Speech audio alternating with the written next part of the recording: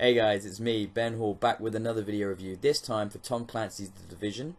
But before we dive straight into that and start showing some footage and talking about the game, let me just point out this is, I think, the first proper on-camera video review I've done since the site has changed to bxbgames.co.uk. We have a new URL, we're up on Twitter, we're up on Facebook under that name. Xbox is a thing of the past, we're fully multi-format now, it's really awesome, and we've got loads of great and exciting content coming up all the time from a really diverse group of guys, age groups, gaming tastes, PC, PS4, Xbox, hopefully Nintendo, maybe mobile, you name it, we're going to be talking about it, the cool stuff. And then, when we talk about talking about it, what should be coming back quite soon are our famous podcasts. They're coming back under a new name, but we're going to make it really obvious where to subscribe and where to get those from as soon as that comes up soon. But enough about that, enough about the site, let's talk about Tom Clancy's The Division. This has just come out last week across all major platforms, next gen and PC, and the review copy I was sent was for Xbox, so that's what I've been playing and what I've sunk dozens of hours into. So let's cut straight to the footage and let's get right in depth about Tom Clancy's The Division. So the first thing you notice, which would be correct, as we're talking about a first impression, as soon as you get into The Division, you are presented with a customization suite, which is a little bit limited, but works perfectly well to create an agent that reflects you a little bit. And then you're dropped into the world. You're dropped into a sort of a tutorial area, Brooklyn, I believe it is. But it still has the same amazing amount of detail and vibrancy that the rest of the Division world has. And it's stunning. It's one of the most well-realized urban environments I've ever seen in a video game, and easily one of the most well-realized environments I've ever seen in an open-world video game. It is stunning, as you can see from the videos behind you.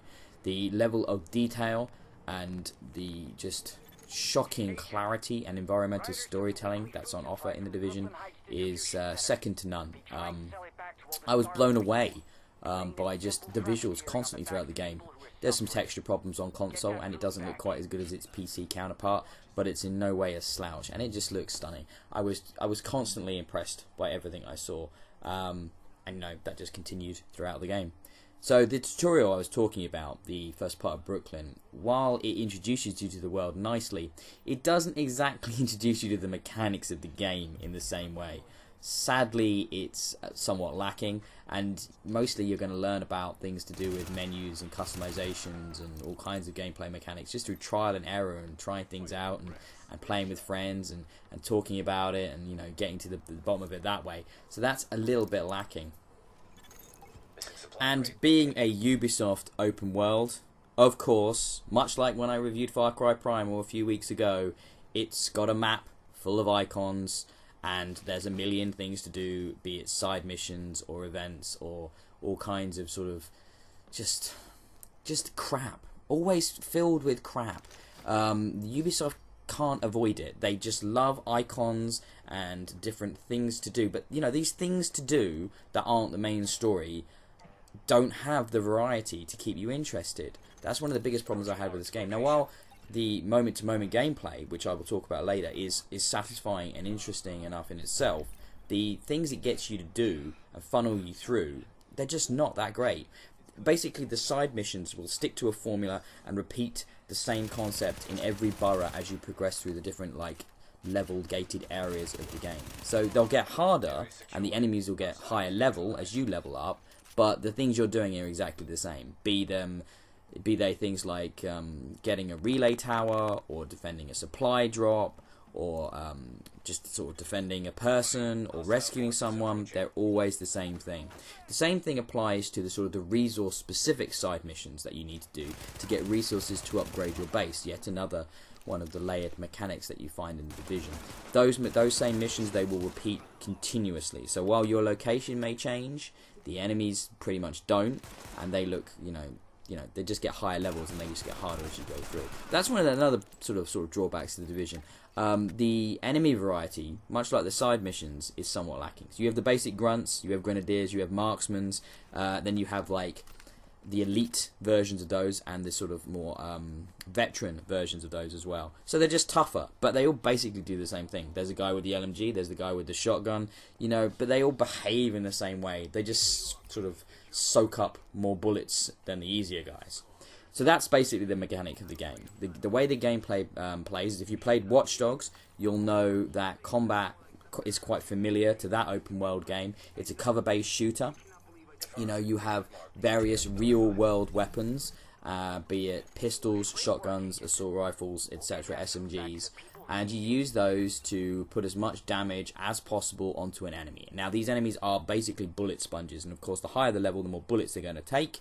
Much in the same vein as Destiny or Borderlands. So there's no sort of tactical realism in this game. Headshots will often not be an instant kill, and you'll need to sink more bullets into somebody to drop them. And you know, numbers ping off guys when you hit them, much like you'd expect in any game of this oeuvre. Because really, The Division is a role-playing game, and that's what it comes down to. It's an incredibly deep role-playing game, full of stats and abilities and things to that sort of nature. I'm going to be showing off some of those things in the video right now. This was captured a lot later than the previous video, which we were seeing from the tutorial area, but basically it's numbers the game, almost spreadsheety in nature actually. You'll be seeing lots and lots and lots and lots of numbers and different icons, again not that well explained, things you'll just have to sort of pick up as you go through, comparing weapon stats. There's a lot of that. It's Diablo-esque in its sort of quantity of loot. Sadly, because the Division has gone for this extremely hyper-real feeling, be it in the character customization options or the weapon choices, everything is a bit dry. Whereas its obvious sort of counterpoint at the moment in Destiny having its sci-fi setting means that you have a lot more freedom and sort of interesting things that you can do with your character. You can truly make your Warlock or your Titan feel unique. They look, you know, crazy and different. Be them sort of insane weapons or a crazy helmet. There isn't really any of that in the Division. As you get further along and get towards the end game, the customization options become more militaristic and less civilian as you become more of a badass and hit your level 30 cap. But, you know, along the way, sadly, there's just not a lot of options for expressing yourself. Now, that doesn't matter that much. The gameplay is still enjoyable, and especially enjoyable if you're doing it in a cooperative experience. Now, The Division is without a doubt a game designed for cooperative play.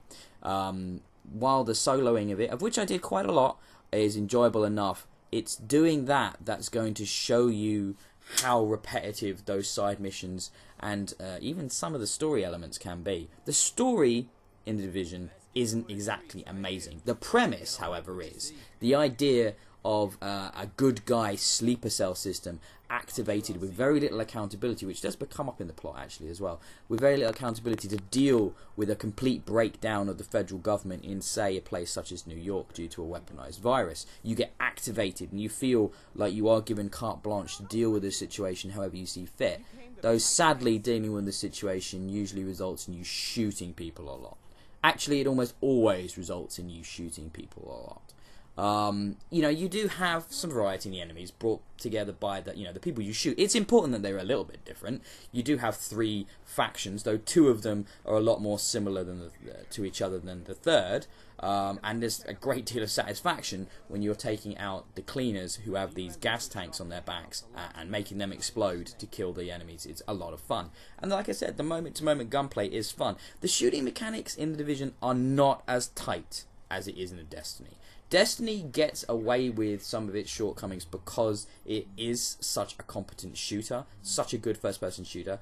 The Division, however, it sometimes feels a bit sloppy. You do feel like a badass when you're sliding from cover to cover, or, you know, doing things such as that, or switching out weapons on the fly and picking different weapons for different situations. You do get that sensation of being a tier 1 operator, to use some of the modern parlance for, you know, soldier with gun. But at the same time, it doesn't feel as sort of amazingly as engaging as Destiny does. I am and have been a Destiny fan since the moment it launched. And obviously there's a lot of detractors to Destiny, but that game has definitely got better as time's gone on. And one thing I really like about what Ubisoft has done with The Division is they've created a really clear roadmap for content over the next year and what's going to be coming out. And I'm definitely excited to see what they do. And I think much like the Destiny, sorry, it's difficult when the two games you're talking about have D's for the title. It's easy to mix them up. But much like Destiny, I feel like as time goes on, The Division will grow in depth and complexity and engagement and story as well. And things will become more and more interesting as time goes along. Now, you've been watching the video here showing off all the customization elements, and as it gets into the later game, there is more variety. You can do things like weapon skins, and you're upgrading the different wings, and there's the whole level of sort of customization and upgrade that goes on with the base as well as your character. And actually, it's interesting because your character, while they're leveling, and levels basically means they do more damage, obviously things to do with the weapons you're using and what level they are will affect how effective you are, but then the skills you unlock and the perks you unlock, those come from actually upgrading your base. So there are many mechanics and layers of complexity layered on to The Division. Now, what that means is that you're going to have plenty to do, and it's a Ubisoft game, so there's going to be hours and hours and hours of repetitive side content like we talked about, and the story, while not being amazing, is fun enough. One of the things I really liked about The Division was its balance and challenge of difficulty. Now, when you're playing by yourself, you have enough enemies to deal with, and if you're playing a story mission or a side mission at around your current level, you're going to find it challenging in ways that you don't often expect or see from open world games. It's right on that edge, that knife edge between being too difficult and yet being attainable if you use the right skills and the abilities that you have at your disposal. So when you're working in co-op, the enemies and the actual difficulty of the game scales up to make things even more tricky.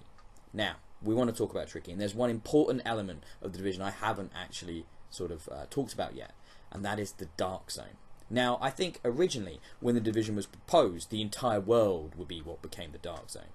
It's going to be, and is now, in this sort of small, more enclosed and opt-in environment, this idea of the players that you're working with, the real humans, can turn on you at any time to take the loot you have gained. Now, like I said, I think it was originally that was the idea for the entire world, but Ubisoft obviously reined that back into this sort of central part of Manhattan, which is the extra contaminated area from the virus. And when you go in there, your goal is to either killing the additional enemies in there or killing other players, is to gain this special Dark Zone loot and then get it out of the world via extractions. Now, the extractions become very tense, exciting affairs. You don't know who you can trust. Often, when you're even playing in a group of your friends, they could even turn on you and they could drop out of the group. But usually, your group will be working against other groups. One of the cool things Ubisoft has done with this is that if you're not in a party chat, and if you're just using your regular in-game chat, there's a proximity chat thing that's been enabled as well, so you can actually overhear what other groups are saying. Say if they're about to turn on you, or they can hear you discussing with your friends if you're going to turn on them. So you end up developing a kind of non-verbal form of communication that will signal to your friends if it's time to turn on the other guys that are there. So these lead to these tense standoff situations. Will they attack? Won't they attack? Will you have to defend yourself? Or is it going to be okay? Are you all going to work together to extract as much gear as possible and just kill the enemy AI in the area? It's a very different experience to what you find in the majority of The Division, because the majority of The Division is actually quite sterile when it comes to player-on-player interaction. Unlike Destiny, where you would bump into people in the open world, in The Division, it's basically the only people that you'll be around, if you're not in a safe house, are those in your group. I'm not sure why they chose to do that. It makes the game feel a bit lonely at times, but that's a choice. And I think the Dark Zone is a very interesting experience and experiment on Ubisoft's part, and I can't wait to see how it develops and where they take that, because at the moment it's a slightly unbalanced affair that can definitely be gamed to your advantage if you're just looking to greet other players. But maybe that's the point. Maybe that's why it exists at all.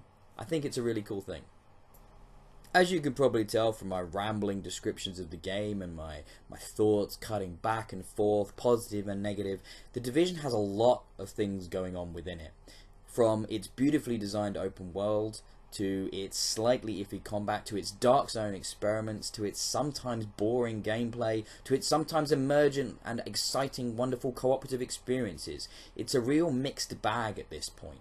I mean, for example, there's a long load time to sometimes get into the game at the start, but then there are very few load times throughout the game, so it balances out. I find, you know, overall my experience has been a positive one. I've enjoyed my time with the Division. I love the setup. The story can be hokey, but it's again sort of elevated by things like sometimes the side mission quest givers have the most amazing, hilarious characters, which I just found laughing out loud when this poor guy with allergies was sneezing at me over the communicator, trying to get me to find him something to you know, help him with his problems, with his horrible allergies and his horrible cleanliness issues. To other times when there's a crazy hippie helping you out with things. But then the character models all look really similar, and the enemy variety is really lacking. I feel like the same with Destiny, the Division has a really good foundation to becoming a great experience, but right now it's not quite there. So I think, on balance, while I definitely recommend the Division and it's a fun experience to play, it's not perfect. But how many open world Ubisoft games are? A great level of skill, but not always polished or written to the point where they are truly transcendental. So, with that big word at the end, I give the Division 7 out of 10.